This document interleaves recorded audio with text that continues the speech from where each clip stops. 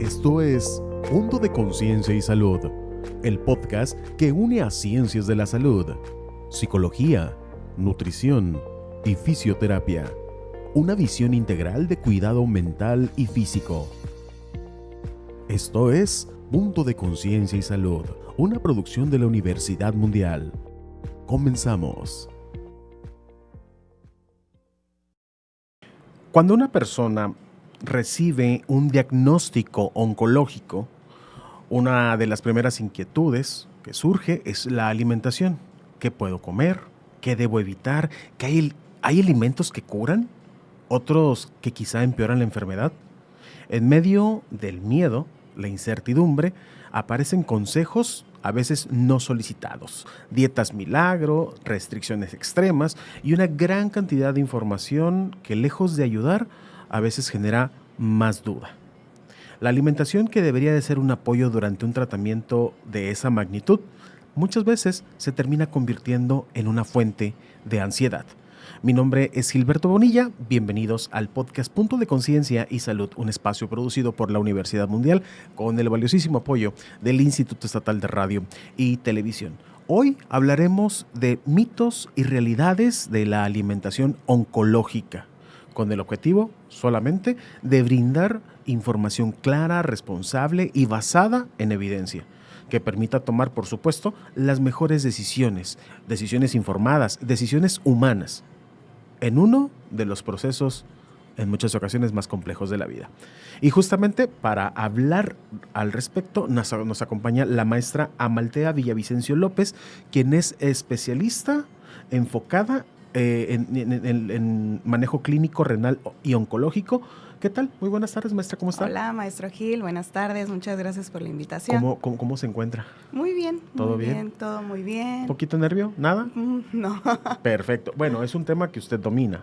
Así es. ¿Qué tan difícil es hablar acerca de este tema?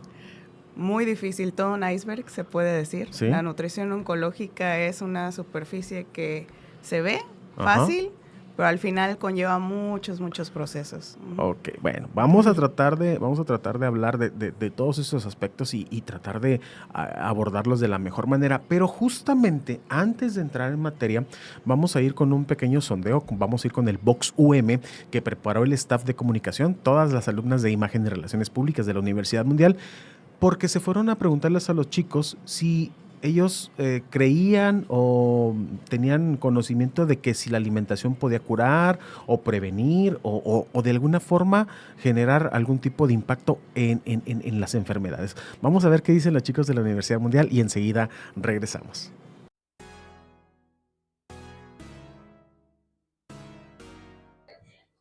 Hola, el día de hoy vamos a preguntarle a los alumnos de la Universidad Mundial si ellos consideran que la alimentación influye en las enfermedades que tenemos actualmente. Hola, ¿cuál es tu nombre? Me llamo Cristal. Muy bien. ¿Tú consideras que a través de la alimentación podemos prevenir alguna enfermedad? Sí, obviamente en una clase estábamos viendo acerca de nuestros hábitos y cómo nos pueden afectar tanto como en la edad y en las enfermedades, y obviamente nuestros hábitos alimenticios difieren mucho en nuestra salud como actual como para cuando seamos mayores. Entonces, bueno, muchísimas gracias. Hola, ¿cuál es tu nombre? Dana. Okay. ¿Tú consideras que a través de la alimentación podemos prevenir o combatir alguna enfermedad? Claro que sí, de hecho en la carrera tenemos la materia ahorita de psicogeriatría y estamos viendo que, por ejemplo, la longevidad y este desarrollo de enfermedades está muy relacionado con los hábitos, entre ellos la alimentación. Incluso, por ejemplo, ahorita que hay tanta comida procesada, también me ha llegado a ver en mi propio proceso terapéutico que el consumo excesivo de esos también incluso te afecta en la salud mental. Y pueden desarrollar, por ejemplo, comer demasiada azúcar refinada, creo que es. Aumenta la resistencia a la insulina. Entonces, sí, teniendo buenos hábitos y comiendo muy bien, sí siento que puede ayudarte a prevenir un montón de cosas. Okay, muy interesante tu respuesta y muchísimas gracias. Muchas gracias a ti. Sí, hola, ¿cuál es tu nombre? Jimena. Te tengo una pregunta. ¿Consideras que a través de la alimentación podemos prevenir alguna enfermedad? Sí, 100%. Yo creo que sí, porque pues tiene que ver mucho con nuestra salud no se pudiera contar que yo tengo muchos problemas digestivos y tiene mucho que ver, en mí me han dicho que tiene mucho que ver el que como, o sea, el comer muchas harinas o comer chile, inflamantes, ese tipo de cosas, que pues en mi caso sí me agravó mi situación y me tuvieron que operar. Entonces puedo confirmar que sí tiene que ver con la alimentación, igualmente si comes bien, y yo creo que acompañado de ejercicio y de pues buena salud mental, a lo largo de todo, puedes tener una mejor salud. Bueno, muchísimas gracias. Bueno, esto fue todo por el día de hoy, espero y les haya gustado. Mi nombre es Dulce Rojas, en cámara Melissa Peralta y en edición Arely Marcos. Seguimos con nuestro podcast Punto de Conciencia y Salud.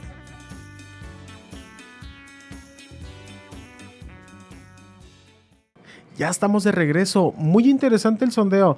Los chicos tienen como que el conocimiento así a ras de tierra, ¿no? Acerca de la alimentación.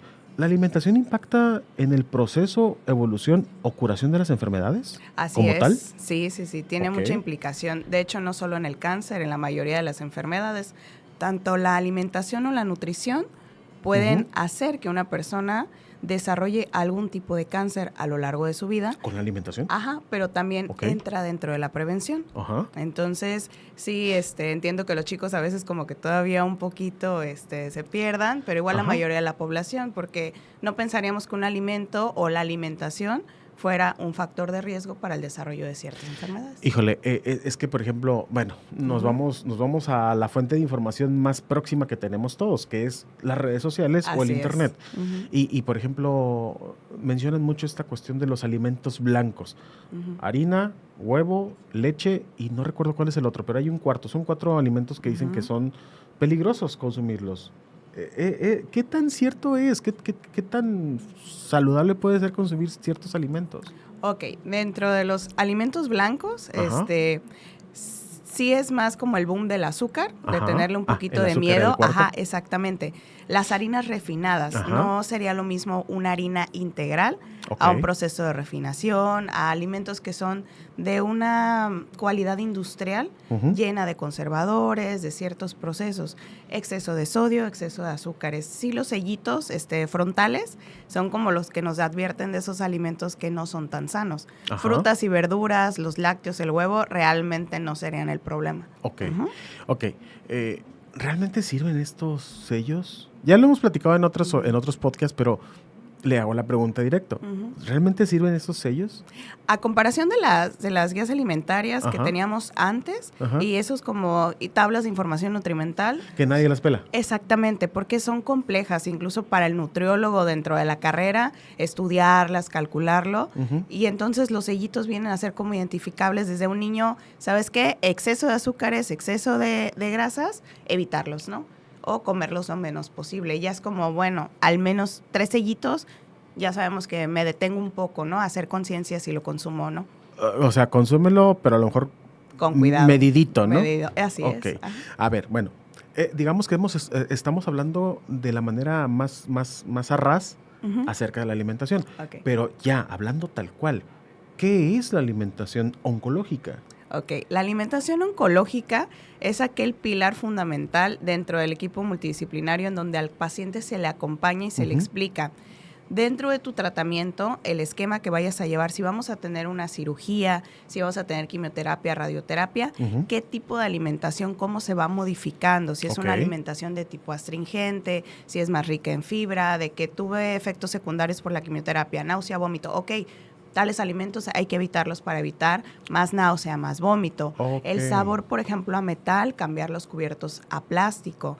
Informarle a la familia, ¿sabes qué? No utilicemos ciertas especias en la cocina o los perfumes fuertes también porque condicionan a tener más náusea o vómito. O sea, repercuten en la salud posterior a vivir un proceso oncológico. Así es, muchas cosas. Qué interesante. O sea, uno pudiera decir, alimentación oncológica, ¿de qué me estás hablando? O sea, no tiene nada que ver. Pero no, la alimentación tiene que ver todo completamente. Todo. Así es. ¿Cuáles serían, justamente, hablando de lo que con lo que iniciábamos el podcast, cuáles serían los mitos más comunes? ¿Qué sí y qué no se debe comer? al momento de vivir un proceso oncológico?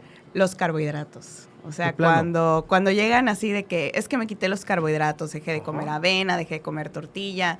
¿Por qué? Porque aumentan el tamaño del tumor y es como de, stop.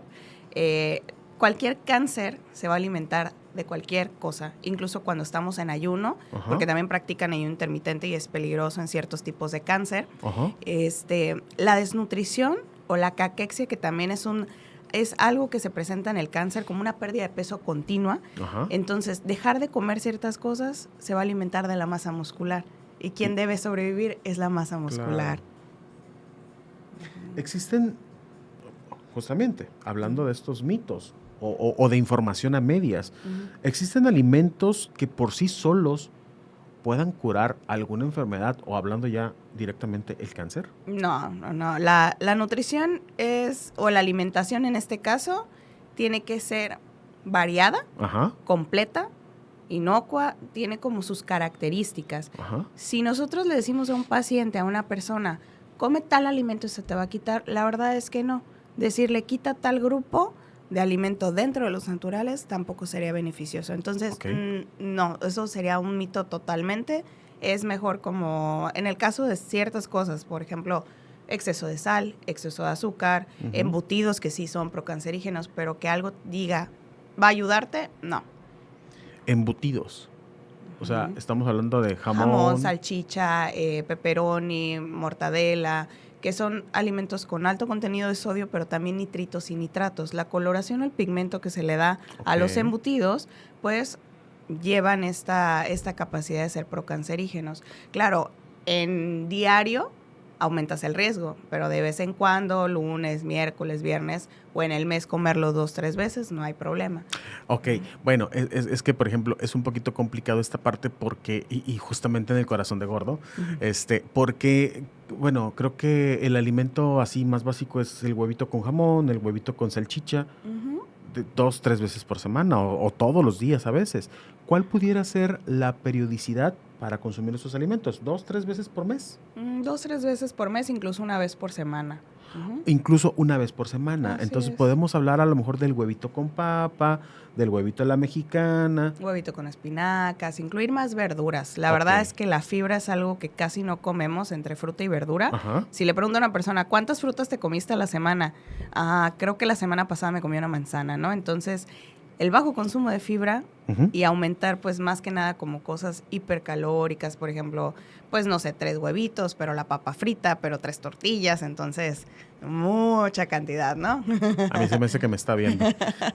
No, bueno, o sea, si ya son 3 huevitos y una papita, pues ya no usamos la tortillita, tortilla, ¿no? O la ajá. rebanada de pan.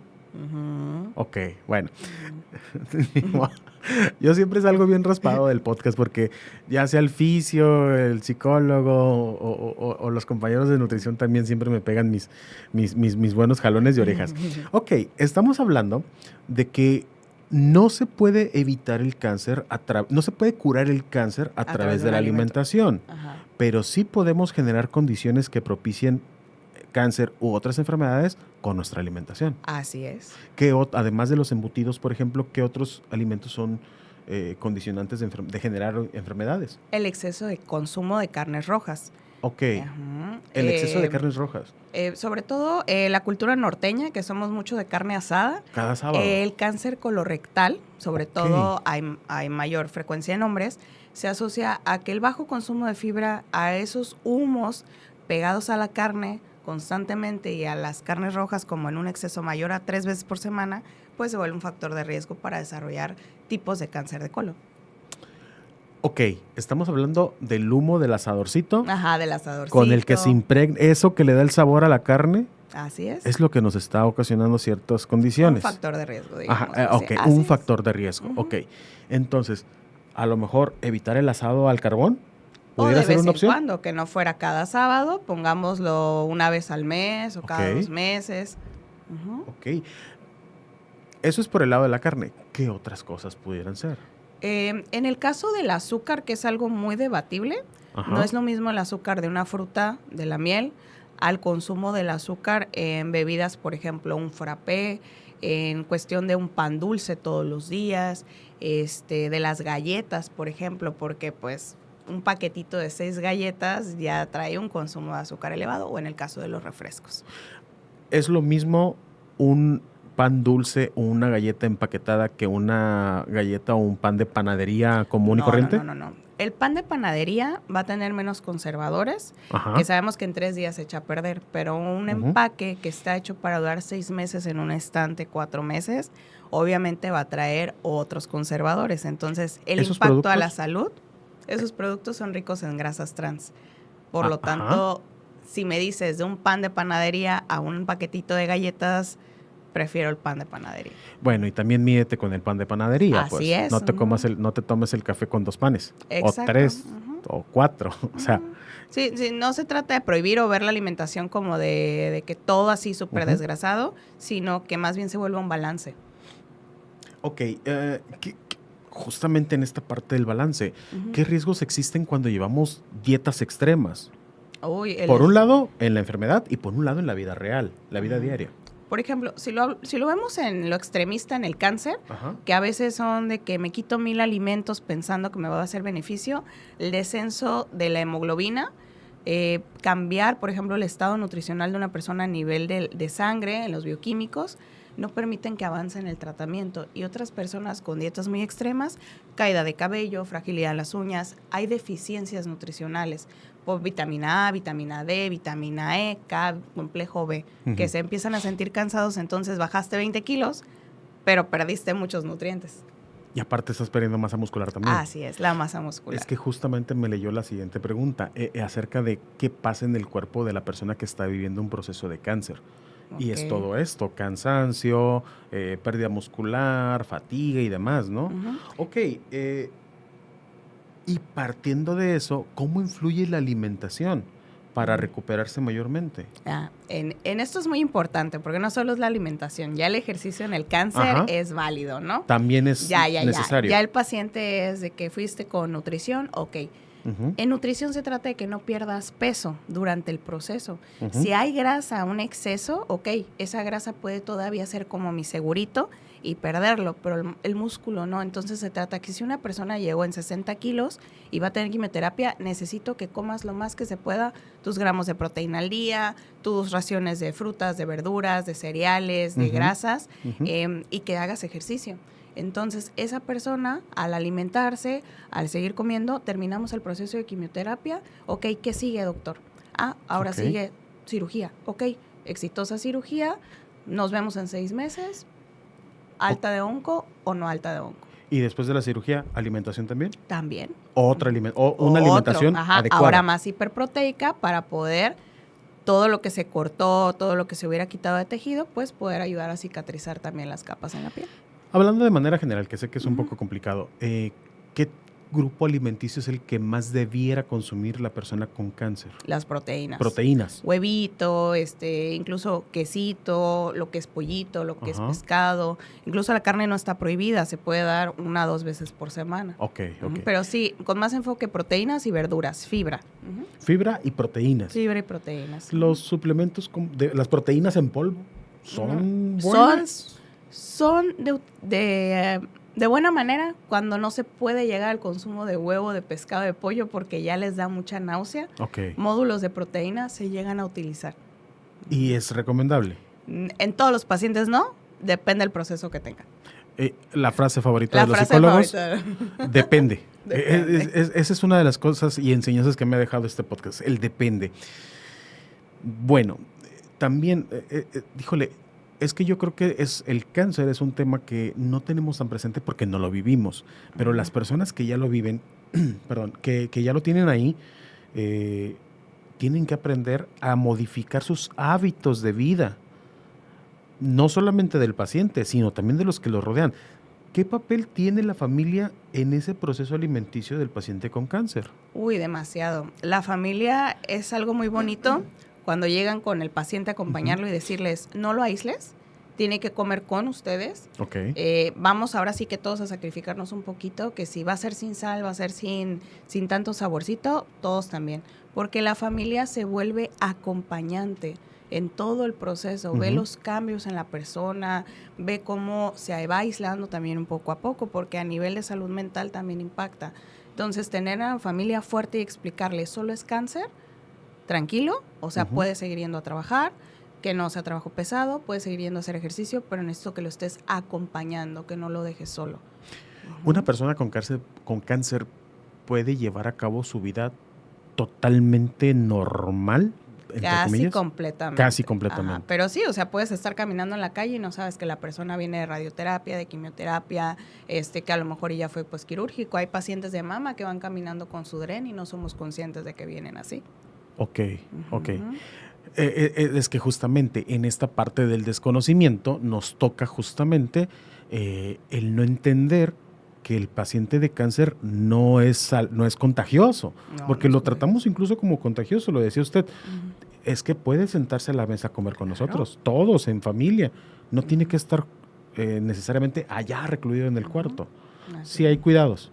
Sí hay cuidados, sobre todo la higiene, el hecho de no comer mucho en la calle, de preferencia, los cambios de temperatura que tampoco sean bruscos, pero que pueda salir a caminar con cubrebocas, con protección al sol, sin problema, o sea.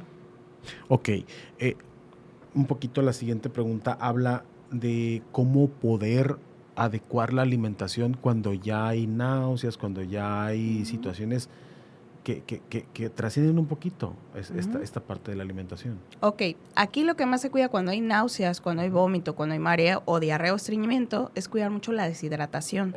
Ok, estos pacientes, lo que decíamos, la masa muscular, siempre estamos compitiendo con un catabolismo constante. ¿Qué quiere decir? Que todo el tiempo están perdiendo calorías, energía, como si estuvieran corriendo un maratón todos los días, ¿no? Claro. Entonces, imagínate el hecho de que tengo náuseas, no voy a desayunar, perder un tiempo de comida o una colación o dejar de comer 2-3 horas, ya es peligroso porque va descendiendo la masa muscular, la energía. Entonces los cambios son importantes. Fruta cocida, verduras muy blanditas, darle como los alimentos sin nada de sabor, que lo que menos sienta pesado para poderlo asimilar, o los suplementos de proteína. Y que no existe esa pérdida. Ok. ¿Cómo podemos manejar la alimentación para evitar que se convierta en una fuente de culpa o de presión emocional para el paciente? Ok, en este caso la alimentación, sí llevarla por el profesional, que sería el nutriólogo, no dejarlo aislado, o sea, explicarle de que te mando al nutriólogo no para bajar de peso, sino para que me pueda sostener el tratamiento. Entonces, es el experto ahí en nutrición, en donde vas acompañando, quitando los miedos de que días buenos, días malos. Decía una gran colega y maestra, los días buenos hay que aprovecharlos, los días malos pues hay que entenderlos. Entonces, días malos, de mucho apapacho, que si algo se me antojó comer y yo sé que me puede caer mal, ok, tratarlo de comer modificado o lo más que se pueda como tolerar, ¿no? Es de que, pues hoy quiero pizza, ok, una pizza, pero modificarla, cambiarla a lo mejor a un pan pita, con un poquito de salsa de tomate, pero hacerla en casa, ¿no? Pero son esos alimentos de que una nieve dame porque me siento mal, también es válido. También se vale. También se vale, así es. Es que no se trata de prohibir, sino también entender a la persona, o sea, al final de cuentas es cáncer, pero pues todo el proceso lo está llevando a la persona, no lo estamos viviendo los demás. Claro. Ya en alguna ocasión, porque justamente el día del 4 de febrero, fue el día de la lucha contra el cáncer. Ya hemos hablado anteriormente, y es que, por ejemplo, también las personas que enfrentan algún tipo de procedimiento quirúrgico por cáncer, con los fisioterapeutas, tienen que llevar un proceso de recuperación. Así es. Igual con los nutriólogos, y creo que tenemos... Híjole, no sé si hasta satanizado la figura del nutriólogo. Sí, súper satanizada. Piensan que solo es para bajar de peso y el nutriólogo tiene muchas áreas de expertise, muchas áreas. Sobre todo en mi caso, que estoy especializada en lo oncológico, en lo renal, pero sobre todo lo clínico. Lo clínico fue mi base, pero entonces ves que el paciente oncológico viene con diabetes, hipertensión o otra comorbilidad más, otra enfermedad.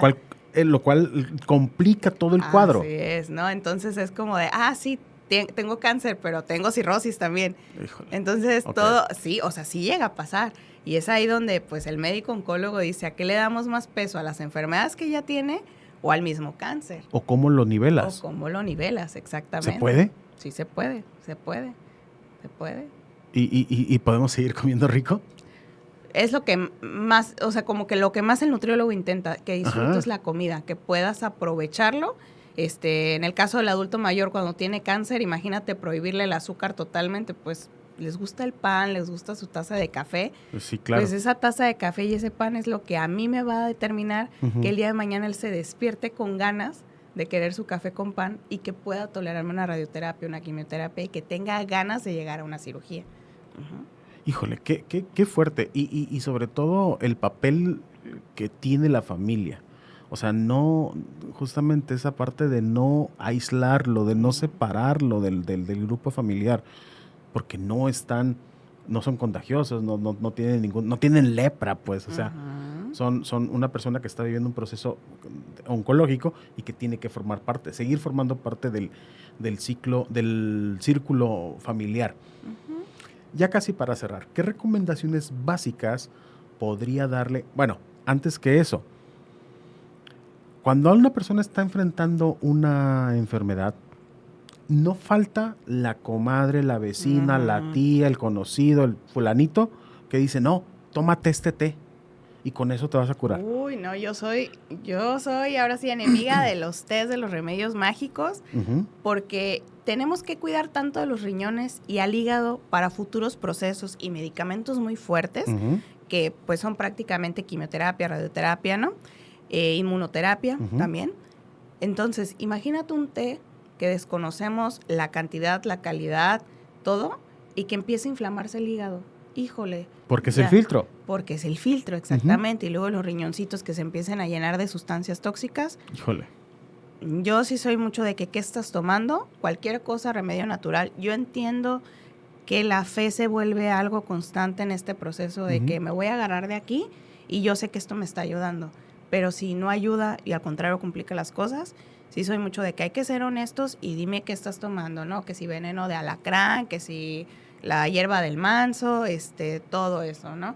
Y también decirle al oncólogo, porque ellos son los expertos en que si el tratamiento que te estoy dando hace una toxicidad. Ok, vamos a generar controversia. Dígame, una planta que esté súper contraindicada contra el cáncer y que se usa. Uy. ¿Una? ¿Una como tal? Sí, así, tal cual. La manzanilla, no sé. No. El té verde, té negro. El té verde, té negro. Es cierto, lo tienen mucho en este Empiezan a tema. tomar antioxidantes, pero dentro del proceso oncológico lo que queremos es depletar tanto las defensas que no tendría un caso que estés tomando té negro, té verde. Ok. O sea, ¿por qué? Porque necesito que estés quitándote todo aquello que puede intervenir en el tratamiento. Claro. Es a veces como de miedo el hecho de que les decimos, te vas a sentir débil un poquito, pero es necesario para volver a crear nuevas células a partir de aquello que ya quitamos, de lo malo. Sí nos llevamos un poquito de lo bueno, pero esperamos que lo bueno sea mejor. En alguna otra situación, sin problema, pero en este, no. No. Durante el proceso oncológico de preferencia, no. Recomendaciones básicas. Primero, que asistan con un experto, un profesional de la nutrición para este tema. Recomendaciones básicas que usted le pudiera dar a una persona que está viviendo un proceso oncológico. Un proceso oncológico, no preocuparse por, ¿es malo? ¿Es bueno? ¿Me lo como? ¿No me lo como? Perderle un poquito el miedo a comer, o sea, que intentemos comer, activarnos, no estar sentados. Lo que peor pronóstico va a dar es que estén acostados. Okay. Entonces, moverse, tratar de hacer su vida lo más normal que se pueda y sí acudir a fisioterapia para movernos adecuadamente con una estructura de ejercicios que sean adecuados al paciente, al tratamiento y al tipo de cáncer. Y también en nutrición. Perfecto. Bueno, pues ahí están las recomendaciones, digamos, más básicas, pero sí, la principal es acudir con el profesional, con el especialista, con el que sabe del tema y no andarle haciendo caso a la tía, a la o las redes sociales también. O a las redes sociales, al TikTok, a todas estas redes, a todos estos reels y videos cortos que de repente prometen ser la cura para todo. Así es. Bueno, hablar de alimentación oncológica es hablar de cuidado, de acompañamiento, de respeto por el proceso de cada persona.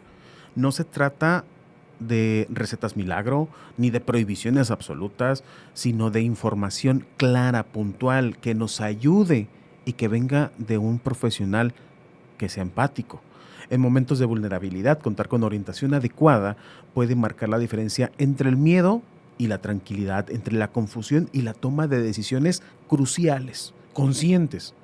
Esperamos que este episodio nos recuerde que la alimentación no es un castigo ni una carga, no tiene que verse de esa manera. Más bien es una herramienta de apoyo que, bien orientada por un profesional de la salud, nos tendrá o nos generará una condición mucho mayor, mucho mejor para el desarrollo de la curación de nuestra enfermedad o de nuestro proceso oncológico.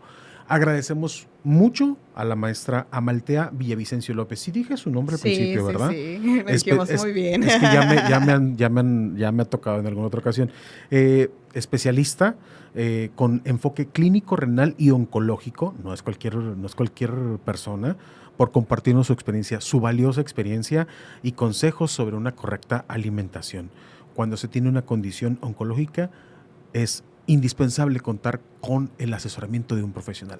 Maestra, muchísimas gracias. A ti, muchas Quedamos gracias. saldados de la deuda que teníamos. Así es. Por alguna situación que pasó anteriormente. Entonces, es importante recordarles también que la Universidad Mundial cuenta con los consultorios de fisioterapia, nutrición y psicología, y pueden comunicarse para generar alguna cita al 612-1237,000, extensiones 116, 112 y 142. Estos consultorios están abiertos al público en general de manera gratuita. Si esta información les pareció útil, denle like, suscríbanse y compártanla. Síganos en nuestras plataformas de Facebook, Instagram, YouTube, Spotify, y recuerden que el primer paso hacia la salud es el conocimiento. Mi nombre es Gilberto Bonilla. Hasta la próxima. Punto de Conciencia y Salud fue una producción de la Universidad Mundial. Hasta la próxima.